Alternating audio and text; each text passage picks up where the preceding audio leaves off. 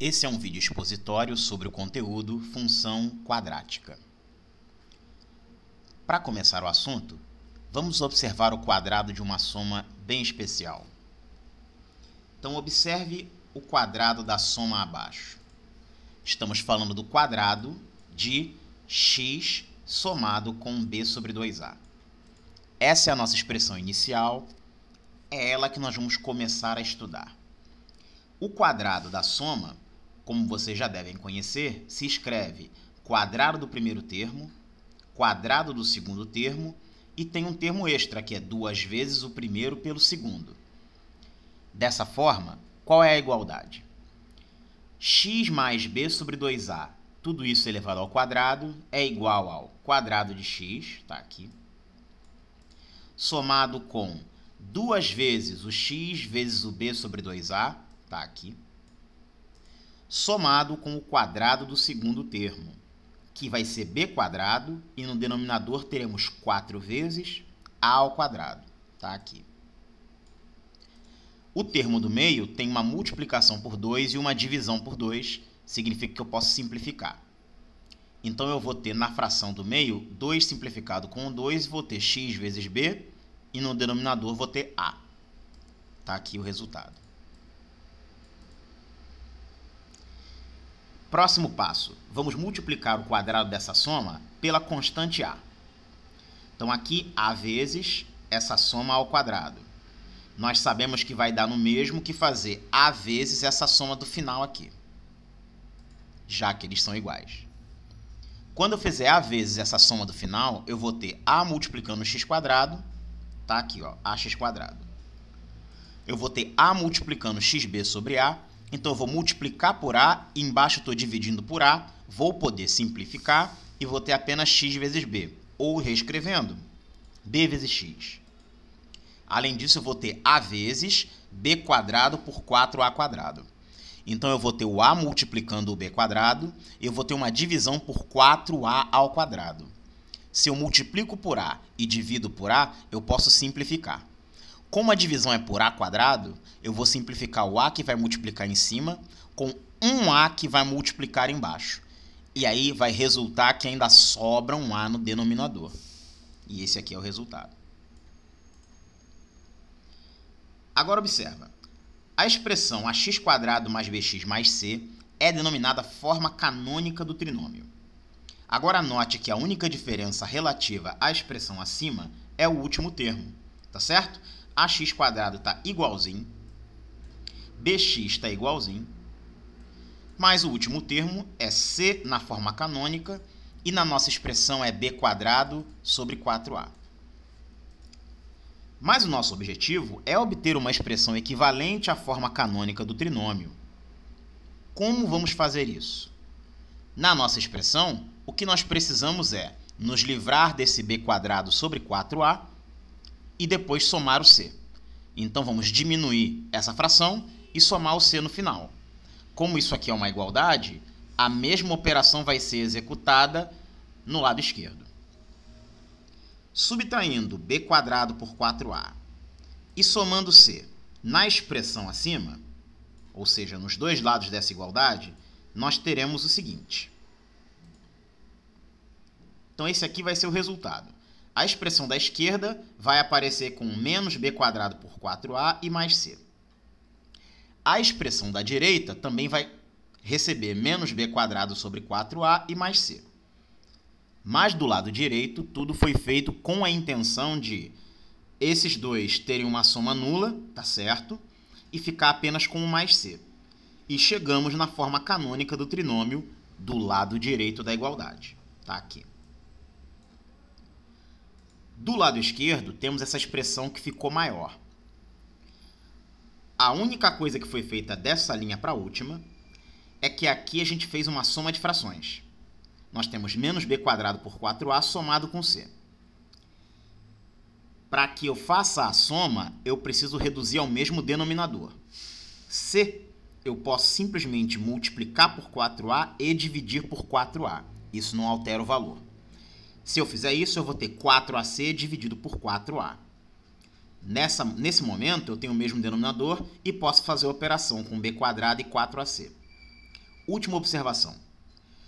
Esse sinal de menos é dessa fração. O C tem sinal positivo. Se a gente decidir colocar o menos em evidência, aí nós vamos ter nesse numerador b² do jeito que está, porque o menos com o b² é o menos b² original. Agora, o C, que é a mesma coisa que 4AC por 4A, vai precisar de uma modificação. Se eu tenho menos em evidência, eu vou ter que escrever menos 4AC, porque menos 4AC é o 4AC original do denominador, positivo. Então essa é a outra pequena observação. Essa expressão é a mesma coisa que menos esse parêntese aqui. Vale a pena dar uma paradinha e refletir isso, caso tenha dificuldade com essa modificação no sinal.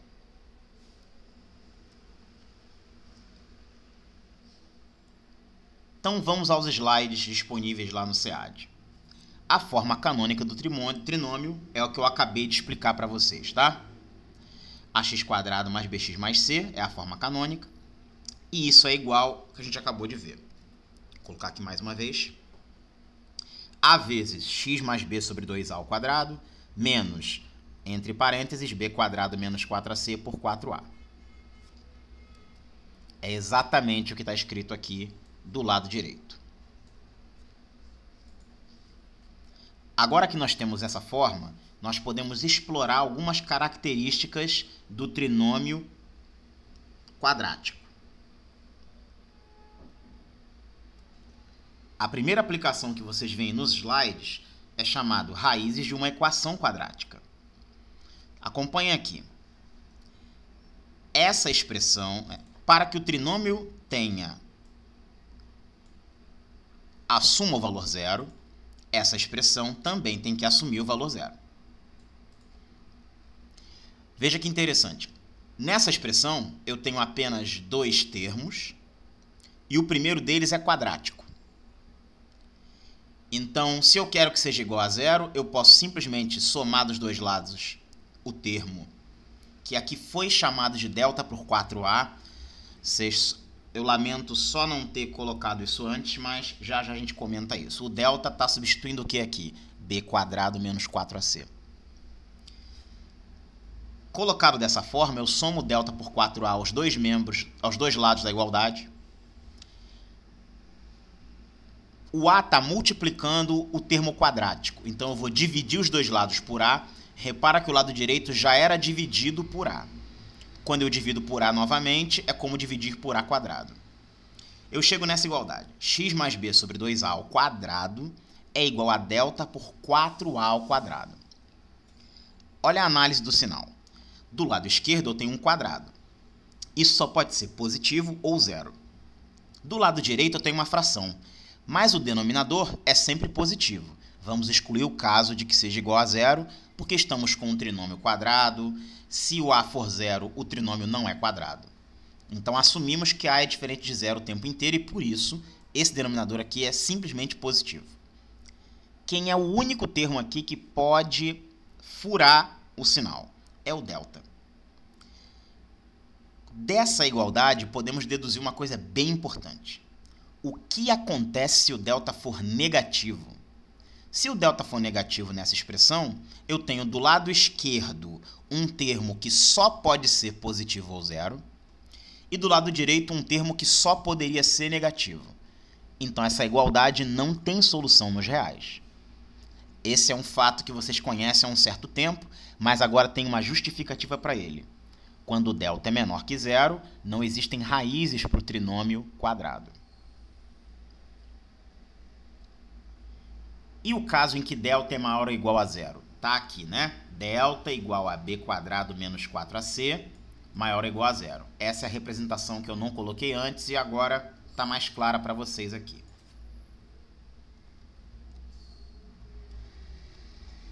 O que acontece nesse caso? Nós temos essa igualdade, que é igualzinha à anterior.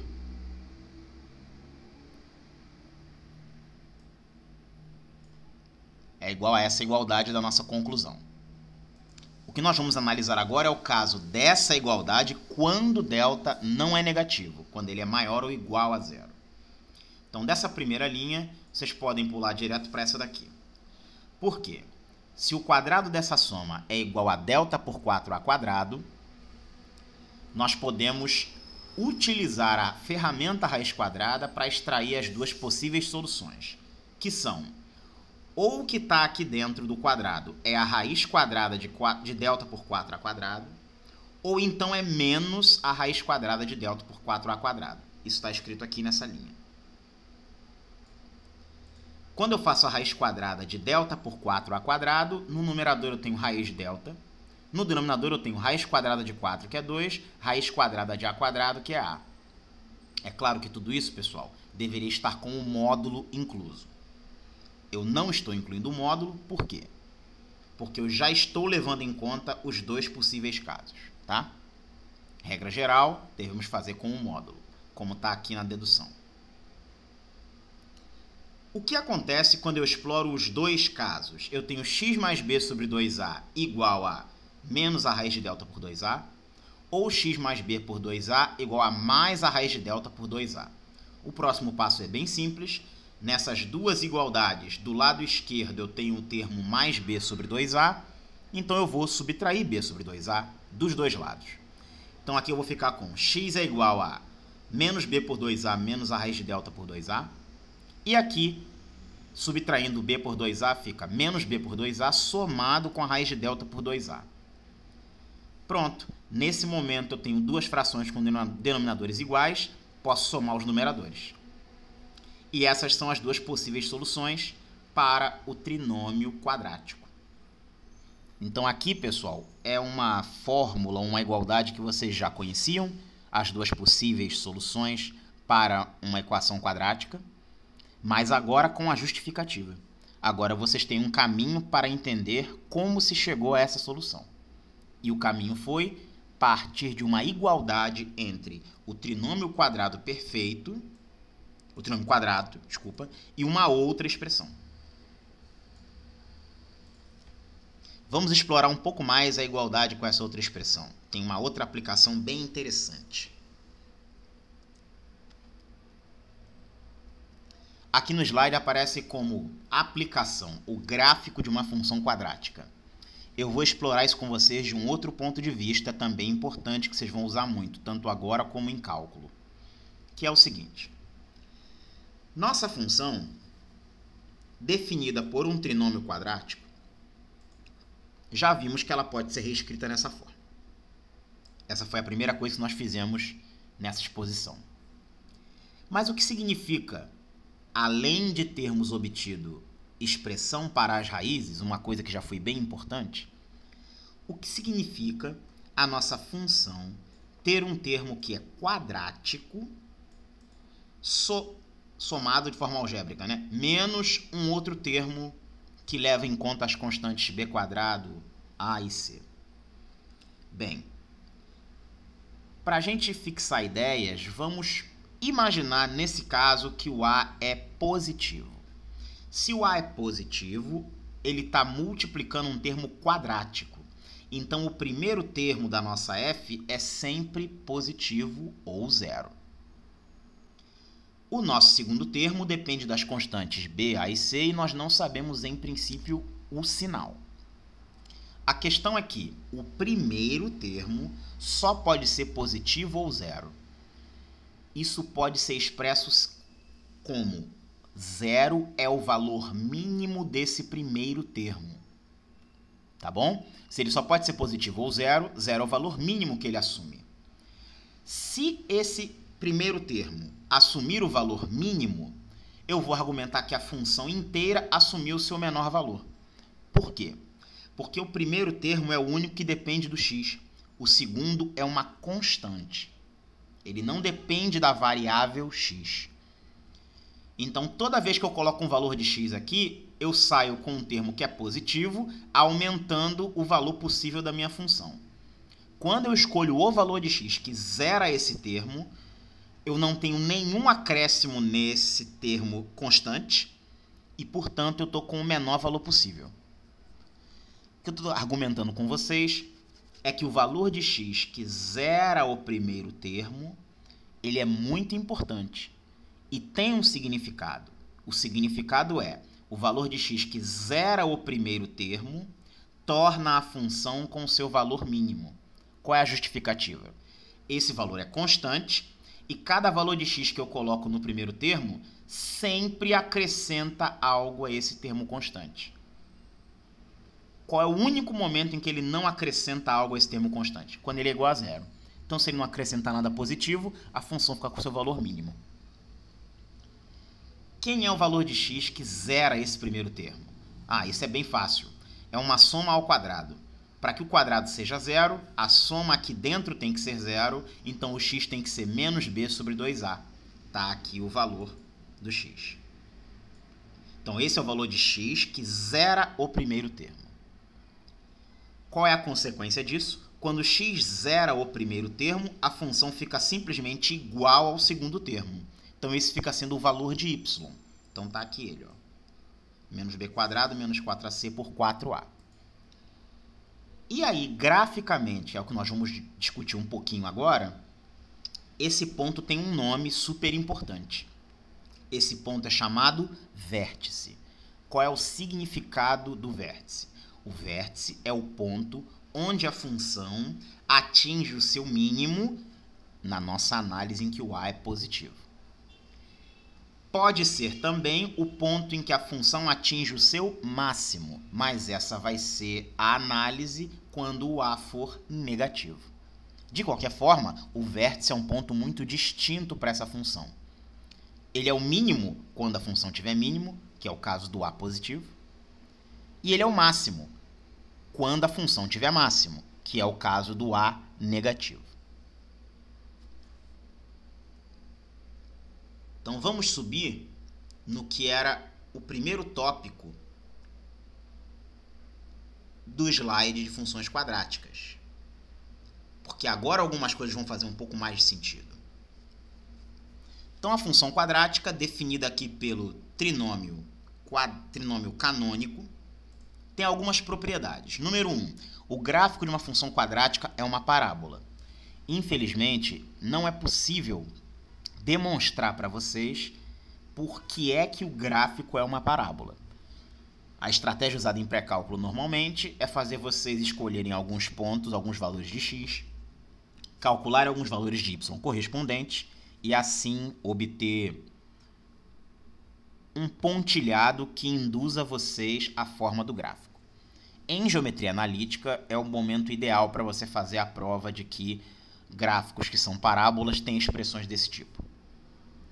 Segundo ponto, o coeficiente c é a ordenada do ponto de interseção da parábola com o eixo y. Como interpretar isso? É bem fácil. O que acontece quando x é igual a zero? Se x for zero, esse primeiro termo zera, esse segundo termo zera e sobra apenas o c. Então, quando x é igual a zero no plano cartesiano, então aqui x, quando x é igual a zero no plano cartesiano, eu estou exatamente sobre o eixo y.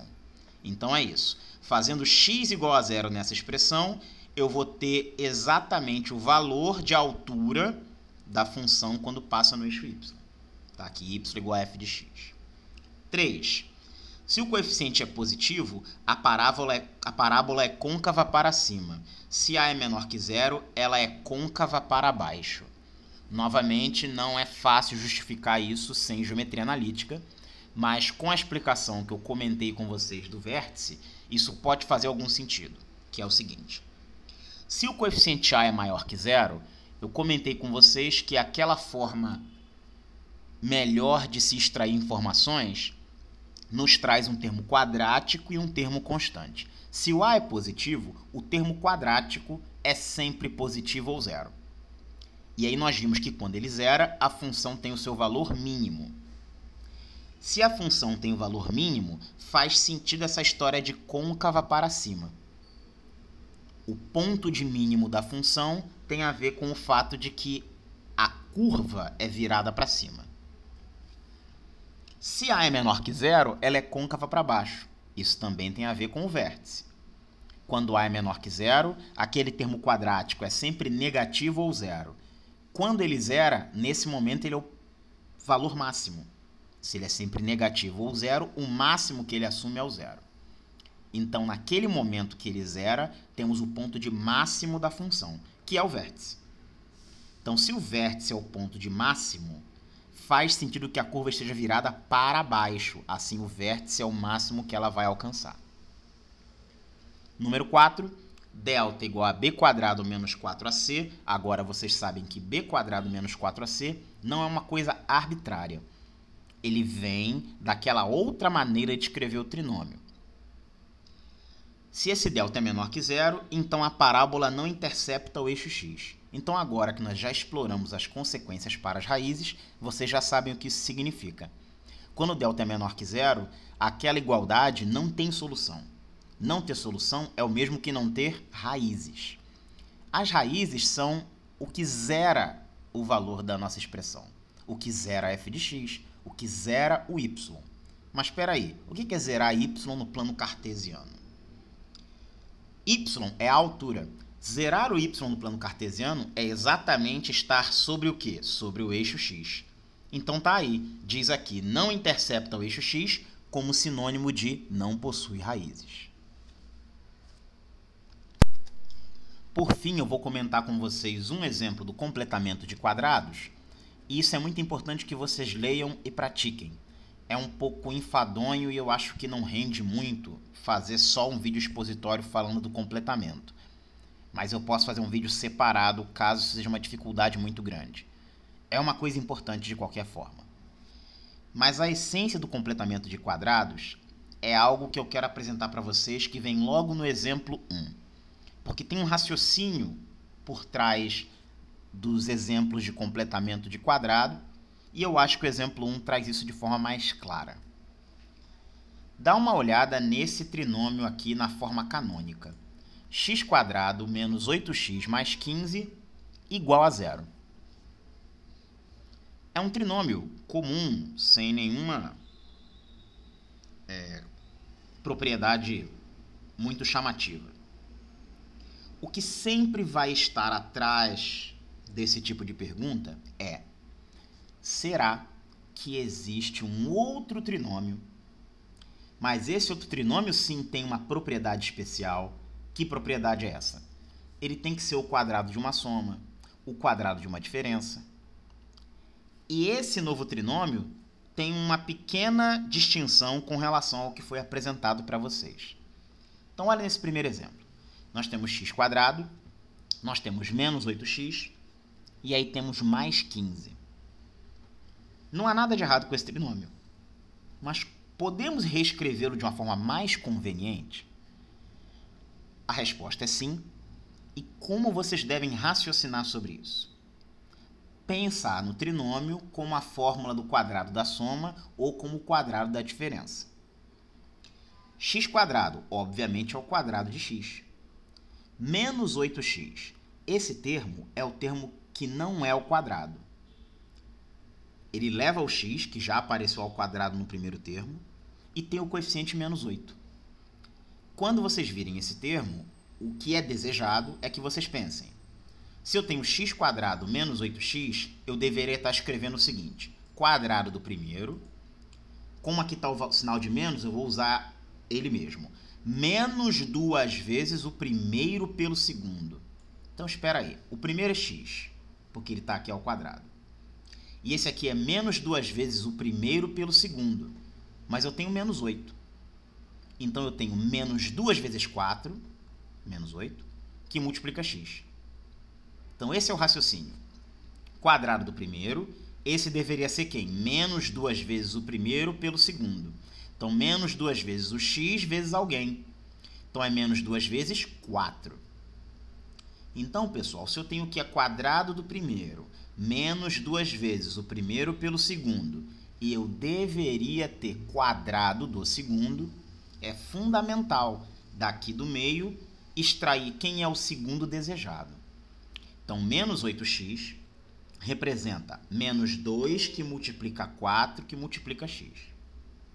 Então, o segundo desejado é 4. Se o segundo desejado é 4, esse termo deveria ser mais 16. Tá? Essa é a forma de pensar o completamento de quadrados. Você tem um trinômio e você deseja reescrevê-lo de outra forma. Que forma é essa? O quadrado de uma soma ou o quadrado de uma diferença. Só que ele não vai ser sempre igual ao quadrado de uma soma e ao quadrado de uma diferença. E aí vai caber a você colocar precisamente qual é o termo que separa as duas formas. Se vocês olharem novamente esse nosso exemplo, em que o primeiro é x², esse aqui é o termo que não é quadrático, portanto ele tem que ser menos 2 vezes o primeiro pelo segundo. O primeiro eu já sei que é x, o segundo é menos 2 vezes, então aqui o segundo é 4. Aí eu gostaria de quem? De mais 16. Poxa, mas o meu trinômio é mais 15. Você simplesmente escreve mais 16 menos 1. Afinal, 16 menos 1 é igual a 15. Quando você fizer isso, você terá reescrito o seu primeiro trinômio numa nova forma. x² menos 8x mais 16 menos 1.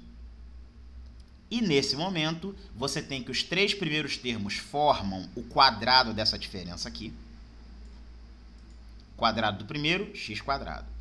Quadrado do segundo, 16. E 2 vezes 1 pelo outro. 2 vezes x vezes menos 4 é menos 8x.